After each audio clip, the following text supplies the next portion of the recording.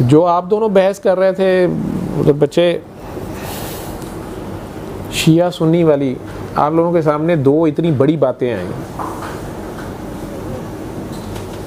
एक तो वो जो उस दिन हम चंद लोग बैठे हुए थे, वो जो काकी जी रो रही थी आके, पता नहीं ये बात मुझे शायद नहीं करनी चाहिए, लेकिन वो वाकया जो रिकॉर्ड नहीं हो सका आपका उस दिन, कि वो रो रही थी कि मेरे भाई ने कह दिया कि जी तुम तो उम्रे पे जा रही हो, मैंने नहीं जाना। और अजीब से उसने फ़िक्रे बोल दिए। सरकार दो आलम को कहना कि नऊज़ बिल्ला नऊज़ बिल्ला नऊज़ बिल्ला। बहन को उसने कहा कि मैं मदीना शरीफ उस वक़्त तक नहीं आऊँगा जब तक आप ये फ़लाँ हस्ती पास से नहीं हटाते। वो बहन को भी उसने डांटा या एक किस्म का उसको रोका कि तुम्हें जाना ही नहीं चाहिए। वो सर अहले तशरीह, आप इसको छोड़ दें, अहले तशरीह नहीं, मैं किसी फ़िक्र में नहीं जाता, ठीक है, होगा ना, उसका कॉन्सेप्ट होगा। हम सारे भी, कोई भी अहले तशरीह इशू नहीं है। ये सारे जो कुछ पैदा हुए हुए ना, अपने अपने अम्मी अब्बा का मज़हब मान रहे हो। मैं इस ख़तरनाक खेल है इसमें मुझे ना मरवाना। मैं तो ये बात करता ही नहीं आप लोगों से। उल्टा मेरे पे इल्ज़ाम वो हर कमेंट में नीचे लिखा होता है कोई मुझे। लेकिन कल एक शेरनी मेरे पास बच्चे बैठे हुए थे, उधर दूसरी उधर महफिल थी, वो मैंने उन्हें बताया भी कि मेरा फ़ोन उस पर है, स्पीकर फ़ोन पे हूँ, मैं दुआ में बैठा था। तो उन्होंने कहा जी मैंने बात करनी है। तो मुझे नहीं पता था कौन है, और दुनिया के दूसरे कोने से उनका भी फ़ोन आया। तो ये बच्ची रो रही थी, उसका जो अलमिया था, जो अजीबोगरीब कहानी थी, जो उस दिन मेरे साथ लोग थे, तो वो रो रही थी कि मेरे भाई को माफ़ी मिलेगी, वो यही रोई जा रही थी। अब मुझे नहीं पता वो क्या बात कर रही है। मेरे तो पास आसान हाल यही होता है जी, आंखें बंद करें, सूरा रहमान सुने, दुआ करें, अल्लाह रहमान है। तो उन्होंने रो रो के जो वाक़या सुनाया कि जी मैं उम्रे पे जा रही थी तो मेरे भाई ने ये कमेंट्स बोल दिए, नऊज़ बिल्ला नऊज़ बिल्ला नऊज़ बिल्ला, कि मैं सरकार को भी नहीं मानूंगा अगर वो फ़लाँ जो हैं उन्होंने बीबी पाक को या मौला अली को तकलीफ़ दी, या बीबी पाक जो भी वाक़या उसको पता था। अब उस बंदे के पास भी जो वाक़या था, उसको भी जो किताबों में लिखा हुआ है, जो उसके पास आया है उसने किया है। बच्चा बहरहाल उसने ये कह दिया। वो बहन कहती है कि मैं तो चले गई, अपने फैमिली के साथ जा रही थी, वो जहाँ भी शादीशुदा है, कहती है कि मैं वहाँ गई तो इससे मेरी फ़ोन पे बात हुई। तो इसने कहा जी आप उन्हें मेरा वहाँ खड़े होकर मैसेज दें। वो बंदी का जो रोना था, वो उसका कहना ये था कि उस दिन रात को मैं अपने होटल में थी और मैंने ख्वाब में देखा, मुझे सरकार दो आलम सल्लल्लाहु अलैहि वसल्लम की ज़ियारत हुई। मैं ये इसको किसी फ़िरके से बाहर होकर इसको सोचे, मैं इस पर कहेंगे तो मैं इस पर बात कर दूंगा, लेकिन ये मुझे नहीं पता वो बंदी कितना सच झूठ बोल रही थी। लेकिन आप लोग जो साथ थे, आप सारे पता है कि वो तो आउट ऑफ द ब्लू आई है ना, मैं भी नहीं जानता वो क्या है।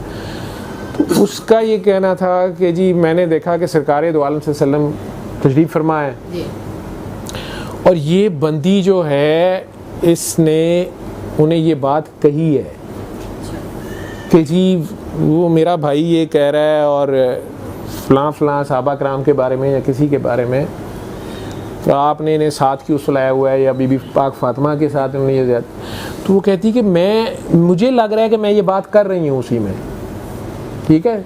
साइकोलॉजिकली हम ये कहेंगे कि उसके थॉट प्रोसेस में वो था, ठीक है। हम अगर मज़हब से परे हो जाएं, मैं as a psychiatrist, as a physician, तो मैं कहूँगा उसके थॉट प्रोसेस में था और वो वही सोच रही थी और उसी में वो सो गई। अकॉर्डिंग टू हर, मेरे पास जो वो मसला लेके आई है ना, वो तो डिप्रेशन और अपनी वो जो उसका मसला था, जो रोना उसका था, वो अजीब कहानी वो सुना रही थी। मेरे लिए तो वो बड़ी अजीबोगरीब दुनिया थी। और फिर वो सैयदा है, मेरे लिए तो वो काबिल साद एहतराम है। वो फ़िक़्ह जिसको भी फॉलो कर रही हैं, लेकिन उस बंदे के पास भी जो उसको बताया गया है, नफ़रतें बोई गए हैं हम बगैर सोचे समझे। और वो बंदी रो रो के उसने बताया है कि मैं वो बात सरकार दो आलम से कह रही हूँ कि मेरा भाई ये कह रहा है, तो मुझे ख्वाब में यही फीलिंग है कि मैंने ये बात कही है। तो सरकार दो आलम ने एकदम कहा है कि अली इसको समझाओ, या पता नहीं इसको बताओ। और मैंने उस तरफ देखा है तो मुझे ये नज़र आया है, मेरे भाई मुझे नज़र आया है, और मौला अली ने तलवार निकाली और उसकी गर्दन काट दी है। तो मैं डर के खौफ में से उठी हूँ, और उठने के बाद मैंने पहला फ़ोन पाकिस्तान करना शुरू किया है कि मैं अपने भाई को कहूँ कि मैंने तो ये देखा है, ठीक है। तो उसका फ़ोन अटेंड नहीं हो रहा था, तो मैं करती रही, और कोई घंटे बाद मुझे फ़ोन आया कि भाई का शदीद एक्सीडेंट हुआ है घंटा पहले, और वो फ़ोन इसलिए नहीं सुन रहा था और उसका एक्सीडेंट में डेथ हो गई है। अब उसको ये मसला पड़ा हुआ था, लड़की को साइको हुई भी थी कि जी मेरे भाई को शायद माफ़ी नहीं मिली, वो उस ख्वाब को उधर लेट कर रही है क्या। मैंने इसमें से सिर्फ ये सीखा है कि बी केयरफुल, आप जिन बातों को नहीं जानते बी केयरफुल। मुझे नहीं पता ये क्या है। मैंने तो उसको ये कहा कि बेटा आप माफ़ी मांगते रहें, अपनी वालदा को कहें माफ़ी मांगें, अल्लाह से माफ़ी। मुझे नहीं पता, आपने देखा है, आप सईदा हैं, ठीक है, आप उसी सेक्ट से हैं, जिसके भी सेक्ट को आप बिलोंग, जिस जो भी एजुकेशन उसने भाई ने भी ली, और मेरी समझ से तो वो बाहर हो गया एक केस। अब ये सारा उसका अपना विजन है, या वो मनगढ़ंत सुना रही है, या अल्लाह जानता है। लेकिन मैं ये समझता हूँ जो मेरे एक्सपेरिमेंट में 20 साल से आया है कि ये सिस्टम बहरहाल एग्जिस्ट करता है, जिसे आप रूहानी सिस्टम कहते हैं। नबी करीम सल्लल्लाहु अलैहि वसल्लम थे नहीं थे, हज़रत अली थे नहीं थे, वो ख्वाब में उसके जो भी है, उन्होंने उसकी ख्वाब में तलवार चलाई, और वो बंदा यहाँ मर गया या शहीद हो गया, मुझे नहीं पता, उसका एक्सीडेंट में, हादसाती मौत भी शहादत होती है। लेकिन मैं तो उसे कहा कि बेटा आप सीखें कि आपके लिए क्या सबक है, आपके अंदर भी कोई क्वेश्चन था कि क्या है। तो वो रोई जा रही थी, मुझे ये कह रही थी कि नहीं मैंने भी ये वाकया सुना है, वो वाकया सुना है। मैं कहा बेटा मेरी बात सुनो, मुझे एक बात का जवाब दो। सिर्फ आज से 12 साल पहले, दिस इज़ 2019 और 2007, सिर्फ 12 साल पहले हम सब अभी ज़िंदा हैं, होश में हैं, पढ़े लिखे लोग हैं, मॉडर्न एज है, पूरी दुनिया के सामने, सैटेलाइट कैमरों के सामने, मीडिया के सामने बीवी मोहतरमा बेनज़ीर शहीद हो जाती हैं। गोली चली और उन्हें शहीद कर दिया गया, बॉम्ब ब्लास्ट हुआ और शहीद हो गया। सिर्फ 12 साल पुराना वाक़या है, ठीक है। मैं तो उसे यही जवाब दे सका हूँ, क्योंकि मुझे बार बार पूछ रही थी आप बताएं सही क्या गलत क्या है। मैं नहीं जानता, मैं नहीं इस पे बात करना चाहता। क्यों? क्योंकि 12 साल पहले बीबी शहीद होती है। आप एक दुनियावी वाक़े को सिर्फ देखें ना, मैं दुनियावी अपनी एज से सीखता हूँ। 1 साल के अंदर अंदर उनके खामन की हुकूमत आ जाती है। जरदारी साहब माशाल्लाह 5 साल हुक्मरान रहे हैं, उनका जवान बेटा है जो बदला लेने के काबिल है, ठीक है। उससे पहले उनका भाई भी शहीद हुआ, वो खुद हुक्मरान रही, ठीक है। अब उनके खामन हुक्मरान है, और दुनिया की बेहतरीन पुलिस स्कॉटलैंड यार्ड उन्होंने बुलवा ली, उसने इन्वेस्टिगेट किया। यानी मेरे जैसा कोई छीदा गामा नहीं है जिसके अब्बू को कत्ल कर दिया है तो जी उसका कोई वाली वारस नहीं है, FIR नहीं कट रही, पुलिस ने हकायक छुपा दिए हैं, दुश्मन ताकतवर हैं, इस मुल्क में इंसाफ बिकता है, जज बिक गए हैं, अदालत बिक गई है। No way, he is president of Pakistan for 5 years, ठीक है। और उनका बेटा, उसका बेटा भी जवान है जो बदला लेने के काबिल आजकल भी माशाल्लाह पार्लियामेंट में। और उन्होंने साथ UNO की हेल्प ली है, पूरी दुनिया के जो बेस्ट डिटेक्टिव्स हैं वो भी आ गए। तो दुनिया सारी इकट्ठी हो गई ना, दुनिया सारी इकट्ठी हो गई, इन्वेस्टिगेशन शुरू हो गई, सैटेलाइट चैनल्स भी होंगे, सारा कुछ होगा। शायद कुछ लोगों को जिन्होंने बहरहाल वो प्लानिंग की थी, जिन्होंने उसे एक्सिक्यूट किया, जिन्होंने जो कुछ किया, उन्हें तो पता ही है उन्होंने क्या किया। लेकिन क्या हुआ है, लाइव कैमराज ऑन थे, ठीक है, वहां पर तो गोली लगी है, गाड़ी में क्या हुआ है। बीइंग ए डॉक्टर मेरा क्वेश्चन है कि वहां पर जब वो उस हॉस्पिटल गई हैं तो उनके ब्रेन का हो गई, डेथ हो गई, उनका एंट्री एग्जिट वूंड क्यों नहीं CT स्कैन किया गया? वो बुलेट ट्रेस हो जाती, किधर गई, किधर को गई, क्या हुआ, उसका फोरेंसिक कहाँ है कि वो किस किस्म का वेपन था, वो पाकिस्तान में बनता था नहीं बनता था। आप लोगों ने नोट नहीं किया कि ये न्यूजीलैंड वाला जो बंदा था, इसकी जो गन थी वो स्पेशल गन थी, वो आम गन नहीं थी। मैंने भी जब वो वीडियो देखी है तो मैं शुरू में परेशान होता रहा हूँ कि ये जितने लोग हैं, इनमें से कोई उठ के एक गोली लग गई है, ठीक है, किसी की टांग में लग गई है, बाजू में लग गई है, वो मासवा एक नईम साहब के जो अल्लाह शहादत उसकी, उसने अटैक किया, वो करीब था या उसने पकड़ने की कोशिश की है, लेकिन बाकी लोग गोली लग जाने के बावजूद इसको पढ़ क्यों नहीं गए? वो गोली लगते साथ ही वो गिर क्यों जाते थे? It is a special military weapon, assault rifle है, वो गोली अंदर जाके ब्लास्ट कर रही है। मेरे ख्याल में जो एक्सपर्ट्स हैं वो बताएंगे कि वो बंदा वहाँ से हिल ही नहीं सकता, वो छोटी आम गोली नहीं है वो, ठीक है, इट्स अ स्पेशल वेपन, और वो उस तैयारी से गया, इसीलिए उन्होंने अब वहाँ पाबंदी लगाई है इन सारी वेपन्स की। तो इसी तरह ये वेपन स्पेशली उस बंदे को दिया गया है ना, वो टारगेट के साथ, तो वो गोली किधर से गुजरी, किधर गई, उसका भी तो कोई एक फ्रेंसिक था ना, ठीक है।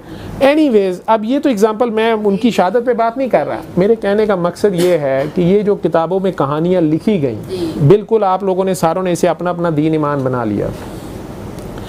आप लोग एक अल्लाह, एक नबी और एक कुरान, और अल्लाह के नबी के घर वाले, उनके गुलाम, उनके साथी, उनकी ऊँटनी, नबी की ऊँटनी का भी दर्जा होता है। साले अलैहिस्सलाम की ऊँटनी की सिर्फ ज़रा सी टांगें काटी हैं, अल्लाह ने क्या अशर कर दिया है। ये सब शायर अल्लाह, ये जिन्होंने उनका साथ दिया है, जिन्होंने 13 साल शोबे अबी तालिब 3 साल काट ली है, जिन्होंने गारे सौर ही नहीं, उन्होंने हिजरत जो खाली हाथ जंगे लड़े हैं, ये सारे उनके साथी हैं। उनके बारे में सरकार के क्या जज्बात होंगे। फिर जब अल्लाह ने कह दिया है कि जो बदर तक वाले हैं, बदर तक में ये सारे आते हैं, उनके बारे में तुम लोग कुछ नहीं कह, वो अल्लाह का मामला है। तो मैं कौन होता हूँ? तो मैं ये 12 साल पहले होने वाला वाक़या जो है उसको ही नहीं जानता, उसके बारे में हक़ाइक़ नहीं जानता। वो जो इतनी बड़ी हस्तियां हैं और जो जिनकी इतनी दुश्मनी है, जिन लोगों ने उनको इतनी टफ टाइम दिया है, और वो लोग सिर्फ 23 सालों के अंदर अंदर उन्होंने उन्हीं उस्मान गनी को शहीद कर दिया है, जिन्होंने उन्हें पानी के कुएं खरीद के दिए हैं, उन्हीं उस्मान गनी को प्यासा 3 दिन रखा गया है, जिन्होंने आटे बांटे हैं, जिन्हें हुजूर ने गनी कह दिया है, ठीक है, तो वो भूखे प्यासे 3 दिन उन्हें रखा जा रहा है। 23 साल क्या होते हैं? हुजूर की तालीमात, हुजूर की ट्रेनिंग, सारा कुछ वही है। उससे पहले कि जो भी वाक़यात हैं, अल्लाह को अब डिसाइड करने दो, वो अल्लाह उस दिन कर लेगा।